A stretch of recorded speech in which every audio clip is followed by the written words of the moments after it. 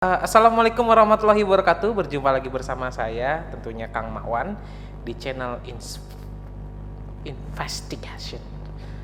Saat ini kita berjumpa dengan narasumber yang menurut saya bisa diperhitungkan dalam kehidupan sehari-hari ya, dimana kita harus berhati-hati memilih makanan, apalagi memilih jodoh.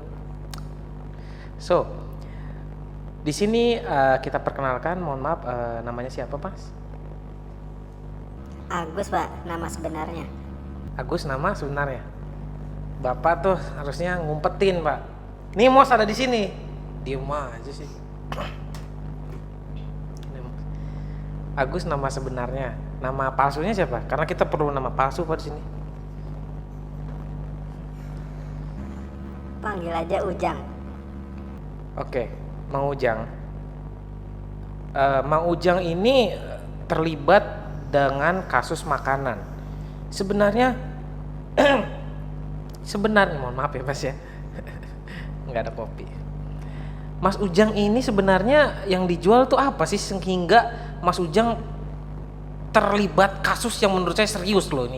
Apalagi kondisi kita ini kondisi corona ya. Kenapa Mas tega menjual makanan yang tidak harus dikonsumsi? Apaan? Bikin emosi kadang. Saya ini penjual bakso, Pak. Penjual bakso berarti desas-desus tentang bakso formalin yang Masnya jual ini itu benar adanya? Benar apa enggak ya, Pak? Bapak nanya saya bubarin nih, channel saya tutup nih. Bikin emosi aja. Bapak saya panggil ke sini biar orang-orang tahu ada bapak yang jualan makanan yang tidak sehat, bahkan menjadi racun.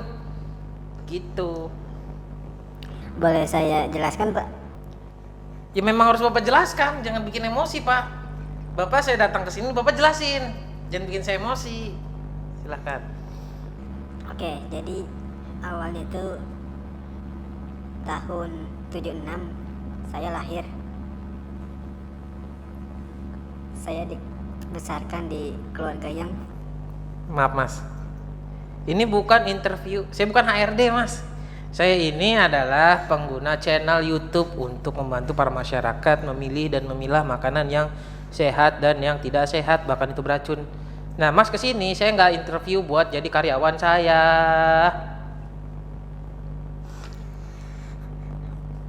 Baik, saya jawab dari tahun 2000 dah. Di tahun 2000 itu awal krisis moneter, Pak. Ya saya tahu, Pak. Jadi saya berwirausaha. Saya mencoba dagang petasan, gagal. Kenapa gagal? Harusnya meledak. Orang jualan petasan meledak. Iya betul. Saya jual petasan, gagal. Pantesan Bapak bangkrut, petasan Bapak gagal semua sih. Bapak kalau jualan petasan meledak. Baik, saya teruskan. Kemudian setelah gagal jual petasan saya meledak, Pak. Lah? Selanjutnya saya buka usaha dagang sate saya. Sate apa kalau boleh tahu, Mas? Sate buncis, Pak. Buncis di sate? Iya. Ada yang beli? Lah? Saya nanya ada yang beli nggak? Nggak ada, Pak. Ada menggila Bapak. Bapak yang gila itu. Buncis di sate. Cicak tuh sate. Wahehe. Jadi yang ketiga akhirnya saya coba dagang bakso. Ternyata banyak yang suka, Pak. bakso apa? Bakso sapi pada saat itu. Pada saat itu. Tapi saya melihat pengeluaran saya kok nggak sebanding sama keuntungan saya gitu, Pak. Jadi kalau lagi rame, Pak, saya dagang itu sepi, Pak, untung saya, Pak. Dikit, Pak. Tapi kalau lagi sepi, Pak, untung saya banyak, Pak. Bapak pulang aja. Bikin emosi kadang. Bapak nggak tanya kenapa, Pak? Saya udah tahu jawabannya. Udah tahu, bisa juga jauh. Bapak nyolong kan? Ntar jawabannya kalau sepi nyolong gitu. Itu Itu biasa banget didengarnya. Nggak lucu ntar. Terus sampai mana saya tadi? Jadi sampai Cikampek Bapak. Jalan kaki lu nikruk tuh. Terus saya jualan bakso sapi, untungnya itu dikit Pak. Ngeluar hasil saya cari-cari ide, saya ingin tetap jualan bakso tapi untungnya besar, gimana caranya gitu. Nah suatu hari saya waktu tidur di rumah kontrakan saya itu Pak, saya sebenarnya tinggal di apartemen Pak, tapi saya bilangnya di kontrakan aja biar kelihatan susah. Aslinya berarti Bapak ini orang gila ya? Sorry. Orang kaya maksud saya. Orang kaya Pak saya sebenarnya. Apartemen saya itu, Bapak tahu Sudimara Pak? Ya tahu. Orang Sudi. Yes, tahu. Yang tempat kereta itu Pak. Iya tahu. Nah di situ kan nggak ada apartemen.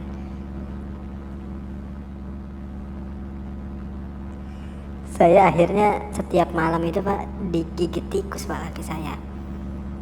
Ketika digigit tikus itu saya berpikir kayaknya di rumah gue banyak tikus nih.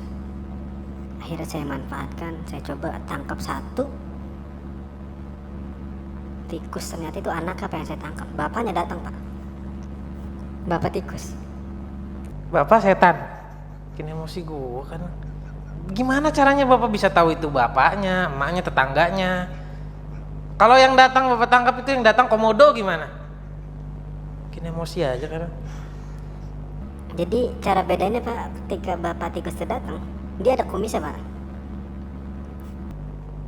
Kalau nggak ada kumis yang datang. Itu ibu tikus Pak. Nah kalau yang perutnya gendut, ya itu istri simpenannya bapaknya Pak. Pulang Pak. Pulang.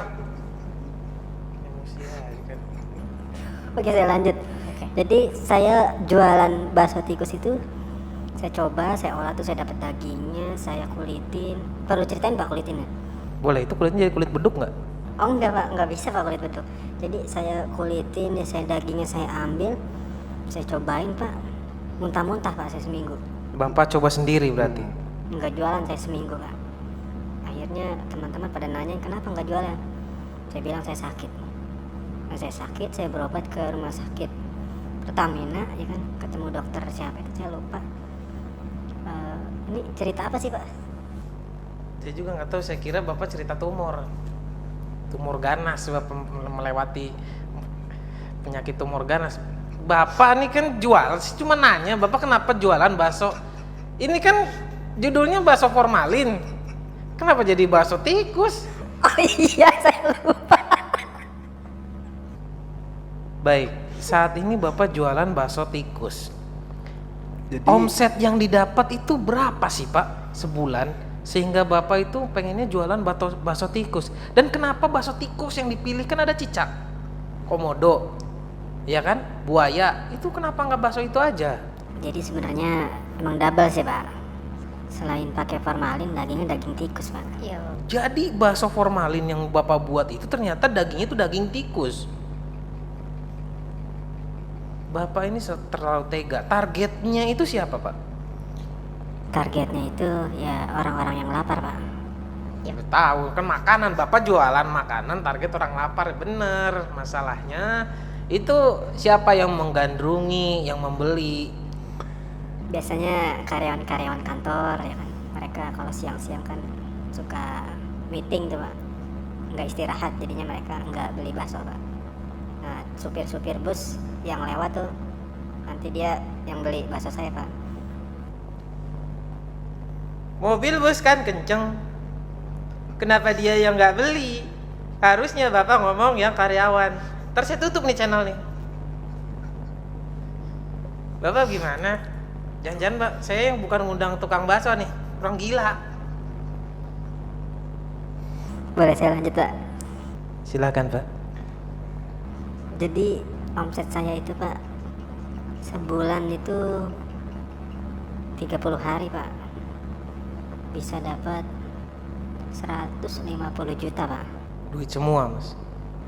Ada batunya Pak, daun. Astagfirullahaladzim, Bapak material. Dengan omset seperti itu saya juga jujur tergiur Mas. Saya malah pengen gimana caranya buka cabang kalau masnya cerita seperti itu. Kenapa sih harus itu gitu yang dipilih? Ya kita hidup kan mau cari kaya pak. Kita dari kampung susah ya. Kita di sini ngontrak, tapi di kampung sih sebenarnya rumah saya tingkat pak.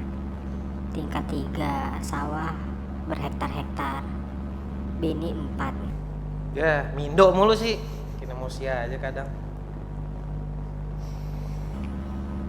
Dan dagang seperti ini pun nggak terdeteksi pak oleh ya pihak-pihak yang berwajib. Jadi kita juga nggak ada masalah sama pelanggan kita, nggak ada yang keracunan, nggak ada yang muntah-muntah, nggak ada yang alergi. Terbukti ternyata daging tikus itu menyehatkan pak. Pala lo. Namanya daging tikus menyehatkan, itu kan bapak yang menjual, jadi bapak sekalian promo di sini. Bapak jangan promo di channel saya pak. Bapak sudah tertangkap kemarin, dikeluarkan kembali. Nah apa sih alasannya setelah ditangkap kok bisa keluar lagi dan bapak tetap kekeh menjual? Iya, menjual. Jadi di dalam itu saya hipnotis pak semua. Stop. Hipnotisnya pakai bakso saya pak. Saya bilang saya tidak menjual barang haram. Saya bilang ini pak yang saya jual enak ini pak, silakan bapak cicipi. Mereka nggak ada yang mau cicipi pak. Akhirnya saya yang cicipi pak. Bapak gila. Bapak jangan emosi pak. Bapak bikinin itu katanya buat hipnotis, tapi bapak makan sendiri. Enggak, akhirnya dengan makan bakso itu saya bisa hipnotis orang-orang yang di dalam pak. Dan terbukti kan sekarang saya bisa hadir di podcast bapak. Itu adalah berkat bakso yang saya buat, formalin tikus itu pak. Nah bapak juga mau nyobain? Jangan ngajak saya mati. Pesannya untuk para pecinta makanan. Bapak kan sebagai penjual makanan yang tidak sehat, bagaimana cara memilah dan memilihnya makanan antara sehat dan tidak sehat agar kita aman dan hidup tetap sehat? Pokoknya selama di lidah kita nikmat, beli aja. Dan selama badan kita masih sehat, ya beli aja. Karena makanan yang sehat pun belum tentu bikin Anda sehat. Apaan? Bapak jangan. Bapak disuruh bilang kata mutiara biar bapak ini kurang hukumannya. Bapak bikin nyesatin orang. Pokoknya kalau bisa jadi penjual bakso aja kayak saya, duitnya banyak. Stop. Sebagian para besti ambil yang baiknya dan buang yang buruknya. Ya, nggak, gue tahu banget. Alias katanya tuh kayak pakai sendal yang jelek ambil sendal yang bagus. Enggak, jangan begitu. Itu udah biasa. Jadi tetaplah jaga kesehatan di rumah. Nggak usah ngomong lagi, saya ngomong. Tetaplah jaga kesehatan di rumah dan jaga hati kalian juga untuk pasangan kalian. Tetaplah setia karena itu adalah hal yang mahal. Dan jangan lupa tetaplah hidup meski perih. Assalamualaikum. 2, 3, sinkronisasi.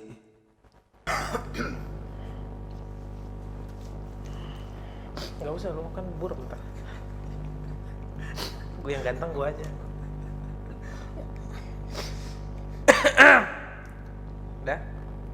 Tadi bapak ngeliat ini, diem aja.